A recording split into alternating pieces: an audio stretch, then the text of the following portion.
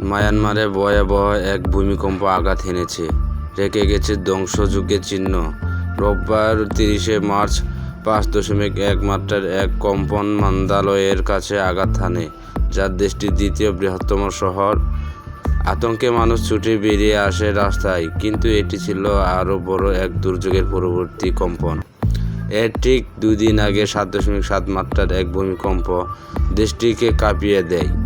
একে একে ভেঙে পড়ে অগণিত ভবন, ধ্বংসস্তূপে পরিণত হয় পুরো এলাকা।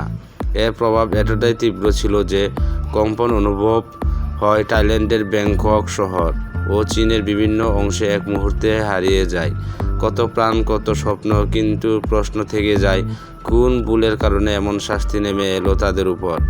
প্রকৃতির এই ভয়ঙ্কর প্রতিশোধের কারণ কি তাদের নিজেদের ভুল? কোন ভুলের মাসুল এটা? আজকের ভিডিওতে আমরা সেই ধ্বংসযজ্ঞের চিত্র আপনাদের সামনে তুলে ধরব।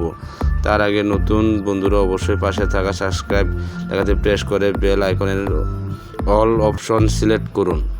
মায়ানমারে এই শতাব্দীর সবচেয়ে শক্তিশালী ভূমিকম্প ভয়াবহ ধ্বংসযজ্ঞের চাপ রেখে গেছে।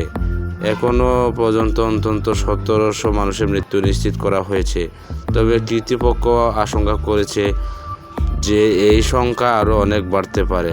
হাজার হাজার মানুষ আহত কিংবা নিখোঁজ রয়েছে। ক্যামেরায় ধরা এই ফুটেজগুলো দেখলে আপনারা গা শিউরে উঠবে। ধ্বংসযজ্ঞ অবর্তনীয় সেতুগুলি ভেঙে পড়েছে, রাস্তাগুলি ফেটে চৌচির হয়ে গেছে, গোটা মহল্লা ধূলিসাৎ হয়ে গেছে। সবচেয়ে ভয়াবহ অবস্থা মান্দালয়ের কাছাকাছি অবস্থিত সাগায়ন অঞ্চলে, যেখানে প্রায় ১৫ লাখ মানুষের বসবাস।